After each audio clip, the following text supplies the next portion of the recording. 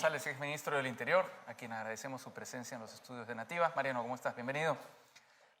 Digamos, la sensación que va generando esta nueva historia dentro de la Policía Nacional del Perú es que no importa cuánto se la fumigue, siempre saldrán insectos. ¿Por qué? Raúl, gracias por la invitación, pero para mí en lo personal es un momento muy difícil porque lo que dices es verdad, ¿no? O sea, lamentablemente donde se toque sale la pus. Sin embargo, también debo ser claro en que es un momento para mí también de esperanza porque ¿quiénes se han encargado de esta investigación? Los propios policías. Así es. Un equipo que se formó durante mi gestión, 4 coroneles más un número amplio de policías, oficiales, suboficiales y técnicos que realmente luchan contra la corrupción por convicción, ¿no? Y contra todo, contra el sistema inclusive, ¿no? Y estos coroneles, sí pues, aplaudidos por algunos, criticados por otros por la forma, pero lo que están haciendo es limpiar, fumigar, como dices tú. Y es verdad, probablemente haya algún número de policías que estén pasando piola, pero estoy seguro que también durante el desarrollo de la investigación y de las otras investigaciones se verá también y se encontrará algún pillo más, ¿no? Ahora hay muchos personajes que comienzan a aparecer en esta historia, por momentos rocambolesca. El centro es, por supuesto, Raúl Alfaro, jefe de la policía. ¿Qué, digamos, sensaciones te generan su figura? Porque en algún momento Alfaro apareció como un policía institucionalista. Sí. Ahora estamos viendo que no lo era. Lo que creo es que, a ver, en el ámbito de la seguridad, de la inteligencia, siempre hay pues personas que van por el buen camino y otras que no, que están por el mal camino en la vereda de enfrente. Lo que no puede suceder es que alguien juegue para ambos lados, ¿no? Es como decir, o eres policía o eres ladrón. No puedes estar en ambos bandos, ¿no? Ajá. Y esta lección que nos da el problema sucedido con Alfaro es eso, que tenemos que estar con los ojos bien abiertos y no perdonar en absoluto a nadie, ¿no? Ahora, la policía también creo que está tomándolo como una oportunidad de levantar su autoestima, su moral y de sentir de que aquellos altos oficiales que le fallaron están saliendo. Y vienen más, ¿no? Probablemente. Ajá. Ahora, ¿tú tuviste a Alfaro como jefe de la policía durante tu paso por el Ministerio del Interior? Yo lo tuve como inspector, o sea, el número 3. Ajá. Sin embargo, durante 5 días que el comandante general y otros 2 oficiales viajaron fuera del país, él se hizo cargo, ¿no? Es más, los primeros cambios, la llegada de Harvey Colchado y otros más a los grupos de inteligencia se realizaron con la autorización de Alfaro, ¿no? Pero en diciembre del año pasado, cuando él ya era comandante general, sí hubo un hecho que para mí fue de alerta total, ¿no? Y fue el pase al retiro del comandante David Medina, perdón, el mayor David Medina, conocido como Aquiles, que era el oficial investigador de todos los generales que habían ascendido irregularmente, ¿no? Ajá. Entonces, pasarlo a retiro, para mí fue un acto contundente de que ya se había ido al otro lado, ¿no? Ahora, ¿qué imagen tenías de él hasta esos momentos? La de un oficial académicamente muy preparado, eso sí, es verdad. Ha sido espada de honor de su promoción, además con una maestría en la Universidad Católica, ¿no? Y bueno, realmente me costó mucho, pero después atando cabos pudimos verificar que algo no estaba bien, ¿no? Ahora, todo esto tiene que ver con la construcción de un servicio de inteligencia paralelo dentro del gobierno. ¿Lo registraste cuando eras ministro del Interior? Es decir, ¿había algunos indicios que te podían hacer pensar que Castillo controlaba su propia inteligencia, que no era parte del aparato estatal? Yo inicié mi gestión el día 4 de julio y el día 6 tuve un problema que inclusive lo conté también en este set. Tuve un impasse con un comandante que era el edecán, es decir, el ayudante del ministro. Además, ayudante que heredé de la gestión de Dimitri, ¿no? Este comandante, Ángel Berberástegui, que hoy sabemos que es parte justamente de la red del Español y de Fray Vázquez, este comandante me pidió de manera imperativa que me comunique con una persona. Esta persona resulta que era un marino retirado y que hoy es el agente especial el colaborador que está ayudando, digamos, El infiltrado. El infiltrado, ¿no? Sí. Entonces, y obviamente... Que se llama Barba, me parece, ¿no? Barba, sí. Sí. Por eso es que yo deduje rápido que algo no estaba bien, porque el ministro del Interior solamente puede hacer uso de los canales de inteligencia formales. Tiene la Dirección de Inteligencia, la DIRIN, de Inteligencia de Irán, de lo DIVIAC, o sea, un sinnúmero de... Y además, yo estaba haciendo cambios, no tenía por qué conversar con alguien fuera del sistema y más aún que trabaja en el ámbito privado hoy, ¿no? Ajá. Entonces me llamó la atención, ¿no? Ahora, digamos, más allá de eso, ¿se manejaba información dentro del Ejecutivo que no tenía por qué manejarse? Es decir, ¿habían tomas de decisiones que no se correspondían con la información que se generaba en los canales regulares de inteligencia?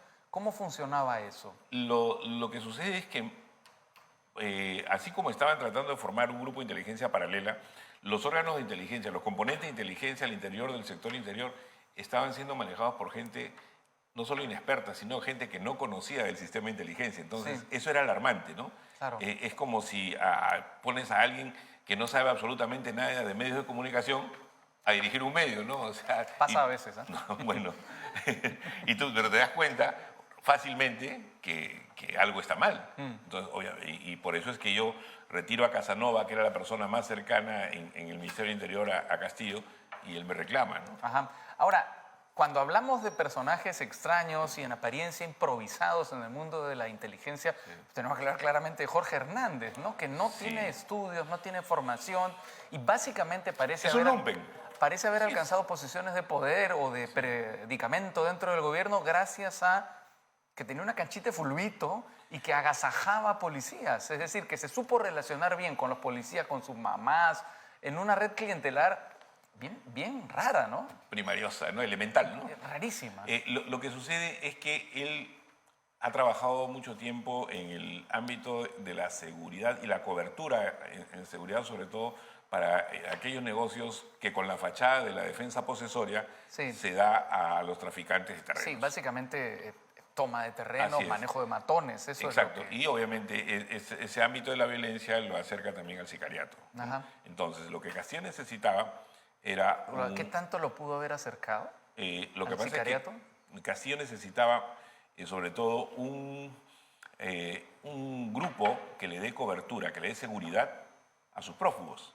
Ajá. A Silva, a Fray Vázquez, en su momento a Pacheco, o que los controle. Y que además haga una especie de seguimiento y contrainteligencia a sus propios hombres de inteligencia. Para Por que ejemplo, no los capturen, a digamos. Fernández Latorre lo tenían chequeado, es más, hacían seguimiento a los ministros y a sus familiares. Es más, yo he siendo ministro víctima, mi esposa fue víctima de seguimiento con 6 meses de embarazo, ¿no? O sea, era realmente algo burdo, porque justamente era gente que no sabía su trabajo, ¿no? Ahora, digamos, ellos se conocen y como dices tú, generan un sistema, me refiero al jefe de la policía y al español, y generan este sistema, digamos, de inteligencia paralela, que como has dicho bien, entre otras cosas se encarga de proteger, de salvaguardar, digamos, la seguridad de los prófugos como Fray Vázquez o Silva. ¿Qué papel juega dentro de todo esto Dimitris Enmache, que ha quedado, la verdad, bastante emborronado por esta situación? Para mí también es un tema un poco incómodo porque yo le tenía aprecio. Porque Dimitris Enmache, con errores o no, parecía siempre un personaje bien intencionado y honesto, sobre todo ¿no? correcto, claro. Claro, yo recuerdo a Dimitri, él fue dirigente estudiantil en toda esa movida contra el Fujimorato en los 90, ¿no? Sí, claro. ¿No? Un dirigente de la Federación de Estudiantes, un tipo, digamos, siempre bien puesto, con ganas de cambiar la cosa, ¿no? Entonces, luego fue asesor en el Congreso de Gino Costa, o sea, un tipo, digamos, que siempre estaba bien rodeado, ¿no? Pero de pronto, y fue jefe de gabinete de Avelino Guillén, y creo que Avelino Guillén hizo un buen esfuerzo por mantener la independencia también en el ministerio. Entonces, me sorprende realmente que Dimitri haya, digamos, Pero es creíble esta bajado la versión, guardia, ¿no? es creíble esta versión de que tomaron contacto por los posts de Facebook, porque el español le comentaba los posts y ahí trabaron una amistad, una cercanía. No descarto, pero en todo caso, pues, eso sería muy lamentable porque demostraría la vulnerabilidad más bien de... ¿Verdad? Sí, claro. Ahora, va quedando la sensación también de que con la caída del gobierno de Pedro Castillo nos salvamos de algo bastante grande, no solamente Sí. de lo que se sospechaba en ese momento en términos de autoritarismo y corrupción, sino aquí estamos hablando de otras cosas tan o más graves que esas, ¿no? Claro que sí. Que lo vinculan todavía de manera más estrecha con el Fujimorato, como lo ha dicho usted. Claro, lo que pasa es que Cordero Yontay no es cualquier fujimorista. Cordero Yontay y su hermana son los congresistas fujimoristas más cercanos a Alberto Fujimori. Ajá. Probablemente la misma dirigencia de Fuerza Popular no tenga mucha cercanía con ellos. Bueno, Marta Moyano ha pedido que lo suspendan, ¿No? ¿no? O sea, probablemente no tengan mucha cercanía, pero ellos sí son cercanos a Alberto Fujimori. Tal es así que al parecer hasta comparten abogado, ¿no? Sí. Ahora, ¿qué significa esa cercanía? ¿Que le han aprendido los métodos? O que por lo menos son aprendices o malos alumnos, ¿no? Quizá no de Alberto, pero quizá de Montesinos, ¿no? O sea, les falta mucho, ¿no? Pero que han hecho el esfuerzo, lo han hecho, ¿no? Ahora, ¿qué se ha conseguido con todo esto?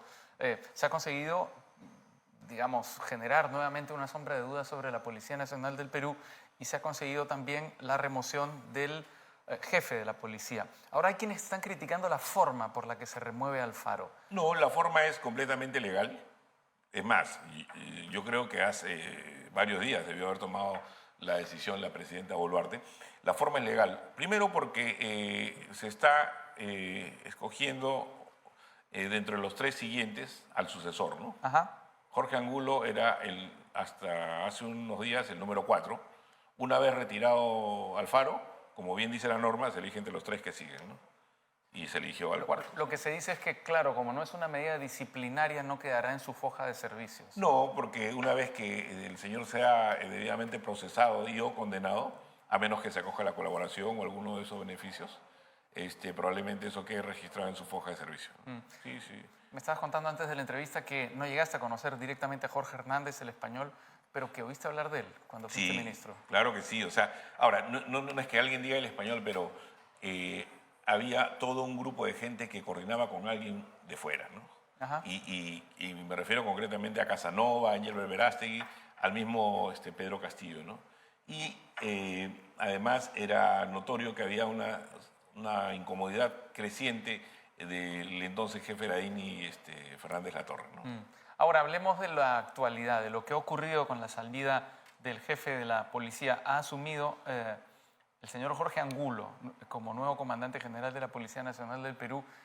El señor Angulo que ha sido blanco de memes por su condición de policía semiótico. Semiótico, sí, bueno, más allá de esa anécdota, yo conozco al general Angulo, ¿no? Ajá. Y sí, es creo un oficial no solamente bien preparado en el ámbito académico, ¿no? Tiene, digamos, igual, ¿no? O sea, ¿Está en buenas manos la policía? Yo creo que sí. Ahora, él tiene... ¿No van a detener gente por llevar camisas rojas o camisas negras que significan muerte? No, yo creo que se ha descontextualizado en todo caso. ¿No pues, está usando esa camisa blanca que significa paz por la nueva dirección de la policía, no?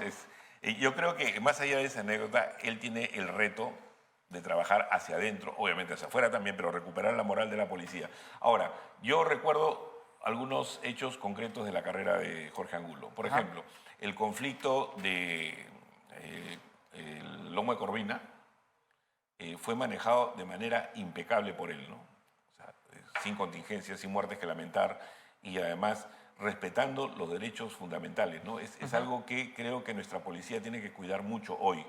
Si bien es cierto, imponer el principio de autoridad, ejercer, digamos, el control territorial, ejercer, digamos, todas sus funciones y buscar el orden interno, ¿no? Pero también respetando los derechos fundamentales de todos los ciudadanos y ciudadanas. Y esa creo que es una tarea, un reto de Angulo hacia afuera, pero hacia adentro, de recuperar el respeto y la autoestima de sus policías, ¿no? Bueno, en un momento en el que tenemos una crisis de seguridad que se remonta a muchos años, la policía tendrá un papel también importante ahora que estamos con esta emergencia climática. Sí. Pero hay un tema, Raúl, el problema de la seguridad no es solo un tema policial. No, por supuesto. Por ende, no es solo un tema de represión. Se requiere que todos los sectores estén comprometidos. Es un problema multisectorial. Sí. Por eso es importante que alguien en el gobierno trate de hacerle entender esto a nuestra presidenta, porque el problema es de todos, ¿no? no solamente de la policía, ¿no? Muy bien, nos quedamos con ese mensaje. Mariano González, exministro del Interior, muchas gracias por Muchas gracias, su Raúl. participación en Al Vuelo. Ahora me indican qué hacemos. ¿Vamos a una pausa? Ok, perfecto.